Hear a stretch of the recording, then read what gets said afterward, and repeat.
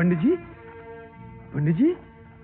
सुनील कपूर गुंडों को साथ लेके आया था, मुझे पीटा और संध्या को जबरदस्ती उठा के ले गया और धमकी देके गया है कि शामू को पुलिस के पास ले जाने के बजाय उसके हवाले कर दो, तभी वो संध्या को लौटा देगा, वरना।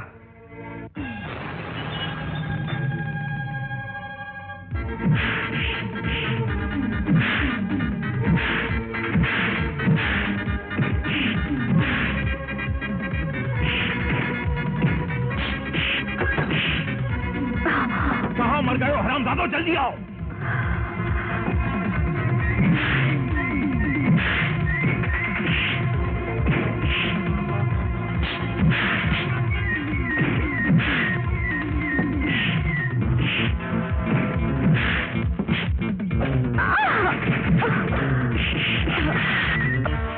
छोड़ो मुझे।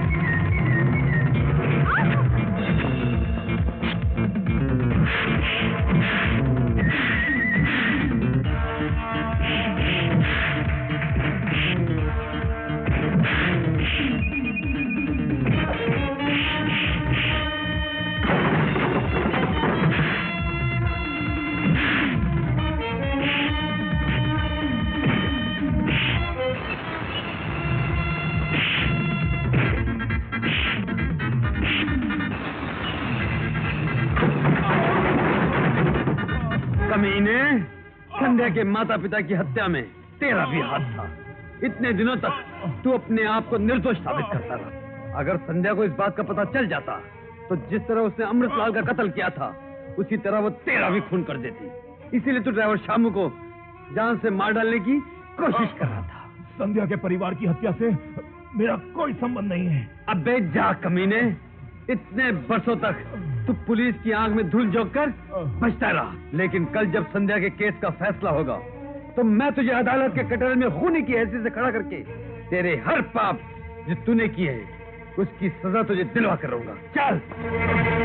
15 साल पहले पंडित सोमनाथ जी का मकान जलकर राख हो गया था। क्या वो एक हादसा था या किसी के कहने पर आग लगाई गई थी? कहने पर आग लगाई गई थी। किसके कहने पर आग लगवाई गई थी? अमृतलाल जी की। तुम्हें कैसे मालूम? क्योंकि अमृतलाल जी के साथ साथ मैं भी उस जुर्म में शामिल था। ये सब कैसे हुआ? क्या तुम अदालत को तफसील से बता सकते हो? हाँ, बता सकते हो।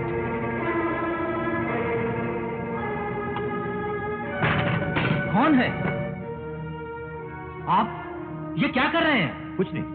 कल रात भगवान मेरे सपने में आए और कहने लगे मुझे ये हीरे मोती के जेवरात नहीं चाहिए, ये बोझ मुझसे उठाया नहीं जाता, इसीलिए वजन कम कर रहा हूँ। ऐसी बात थी तो मुझसे कहा होता। इस तरह रात को उतारने का क्या मतलब? चलो हटो यहाँ से, हटो, नहीं तो मैं शोर मचा के सारी बस्ती को इकट्ठा कर लूंगा।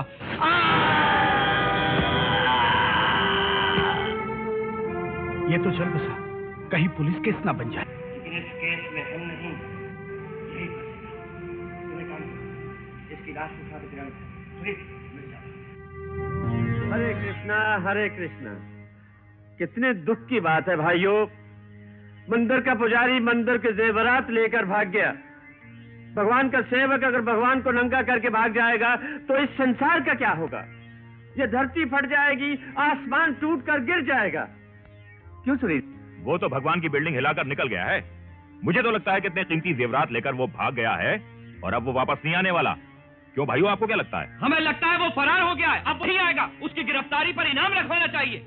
नहीं नहीं, ऐसा मत कहिए, वो कभी ऐसा नीच काम नहीं कर सकते। मैं पंचायत से विनती करता हूँ, अभी और इसी वक्त चोर सोमनाथ के बीवी बच्चों को धक्के देकर इस गांव से बाहर निकाल दिया जाए। शांति शांति शांति। ये कैसा जुल्म है भाइयों? चोरी एक करे और उसकी सजा उसके बेगुनाह घर वालों को मिले, ये तो एक अन्याय। भगवान कृष्ण ने कहा है कि क्रोध पर काबू रख, क्रोध से जोश आता है और जोश से सर्वनाश होता है। इसलिए इन बेगुनाहों को दुखी करके सर्वनाश को अपने दरवाजे पर आने का निमंत्रण मत दो। ये बेचारे गरीब लोग कहां जाएंगे? मेरी आप सब लोगों से हाथ जोड़कर ये विनती है कि सोमनाथ के जुर्म की सजा इन बेगुनाहों को न देते हुए इन्हें यही रहने की आज्ञा दी जाए।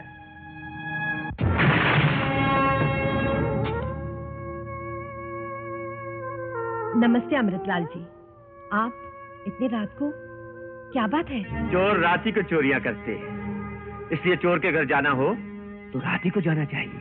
मैं समझी नहीं। देखो प्रसाद, हम प्रसाद लेने आए हैं, प्रसाद। क्या है कि लोगों ने तुम्हारी बेइज्जती करके तुम्हें यहाँ से निकालने का फैसला कर ही लिया था, लेकिन मेरे कहने पर तुम पर तरस खाकर तुम्हें यहाँ रहने दिया। क्योंकि मैंने तुम्हारी मदद की, इसलिए तुम्हारा फर्ज बनता है कि तुम थोड़ा सा मोहब्बत का प्रसाद मुझे दे दो, ताकि हिसाब किताब लेन देन सब बराबर हो जाए। क्यों क्यों क्या ख्याल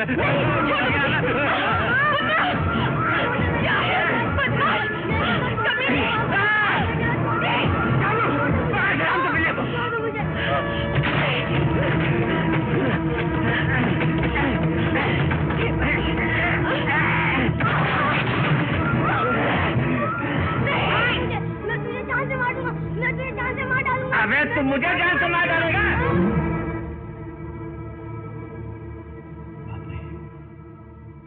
साहब ये तो मर गया। अरे तो तू क्यों घबरा रहा है? इसकी लाश और इसकी माँ की इज्जत के लुटने का राज दोनों की समाधि इसी चार दीवारी में बना देंगे। ये तो हमारे लिए बहुत मामूली बात है, समझा? जल्दी करो।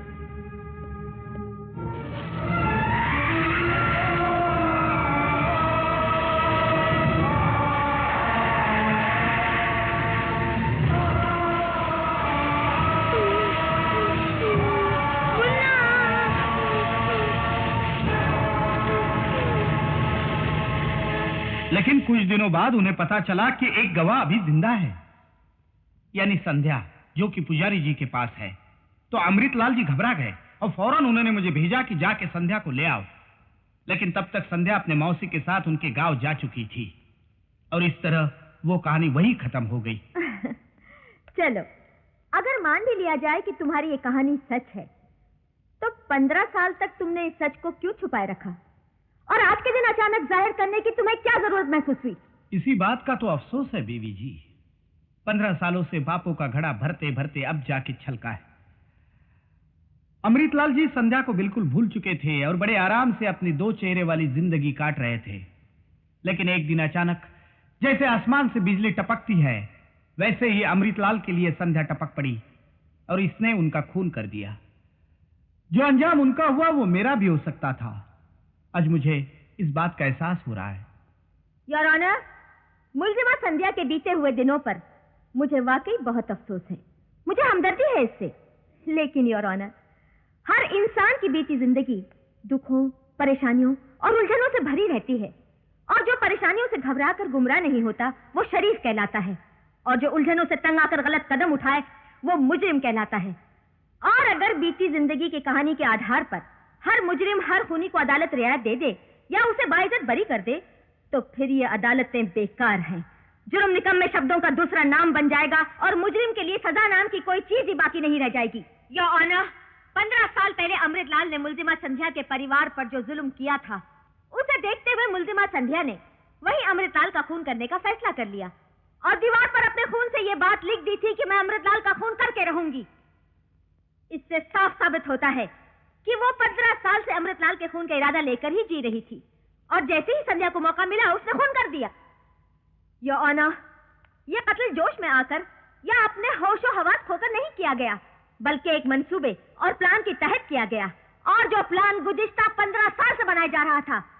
It is a premeditated and cold blooded murder your honour. अगर हमारे डिफेंस लॉयर मिस्टर विजय की नजर में खून का बदला खून है, तो फिर इन अदालतों को बंद कर देना चाहिए, कानून की किताबों को आग लगा देनी चाहिए, पुलिस को छुट्टी दे देनी चाहिए। हालात कुछ भी हों, कत्ल होने और कत्ल करने की असलियत सामने आ चुकी है। साबित हो चुका है कि कत्ल मुल्जिमा संध्या ने किया है, सोच समझकर, जानबूझकर। इसलिए मैं अदालत से पुरजोर अल्फाज में दरखास्त करती हूँ कि मुल्जिमा संध्या के कम उम्री पर रहम ना खाते हुए इंडियन पेनल कोड सेक्शन 302 के तहत मुल्जिमा संध्या को सख्त से सख्त सजा दी जाए। That's all your honour. Your honour, अभी पब्लिक प्रोसिक्यूटर ने अपनी जोरदार और धुआंधार जीरे में यह साबित करने की कोशिश की है कि हालात का जुर्म से कोई संबंध नहीं होता। हर मुजरिम को हर हालत में सजा मिलनी चाहिए। लेकिन I am sorry your honour, मैं इस बयान से बिल्कुल सहमत नहीं हूं। इसे कंडेम करता हूं, इसकी सख्त मुखालफत करता हूं। आप सब जानते हैं, हालात और वाकयात को मद्देनजर रखते हुए कानून में रद्दोबदल तो होते रहते हैं। जैसे कुछ साल पहले तक इस देश की औरतों को वोट देने का हक तक नहीं था, लेकिन आजकल की औरतों के हकूक कितने बढ़ गए हैं, इसकी मिसाल आपके सामने है कि एक औरत पब्लिक प्रोसिक्यूटर बनकर कानून और उसके फैसले बदलने के अंदाज बता रही है। योर ऑनर, कानून समाज के लिए बनाया गया है, समाज कानून के लिए नहीं।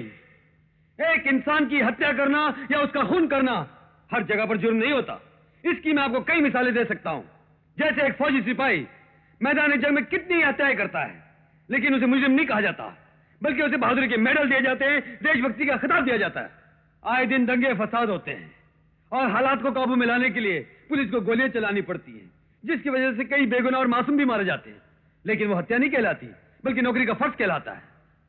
ऑपरेशन करने वाले डॉक्टरों के हाथों कभी कभी मरीज मर जाते हैं, लेकिन वो हत्या नहीं कहलाती, वो पेशे की नजाकत कहलाती है।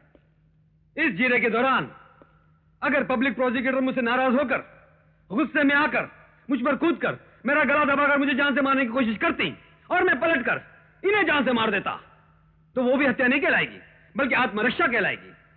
इसी तरह 15 साल पहले अमृतलाल ने संध्या के सारे परिवार का सर्वनाश कर दिया, जिसे संध्या ने अपनी आंखों से देखा। अगर संध्या उसी वक्त अमृतलाल का खून कर देती, तो वो भी हत्या नहीं कहलाती, बल्कि बचपन का जोश और नासमझी कहलाती।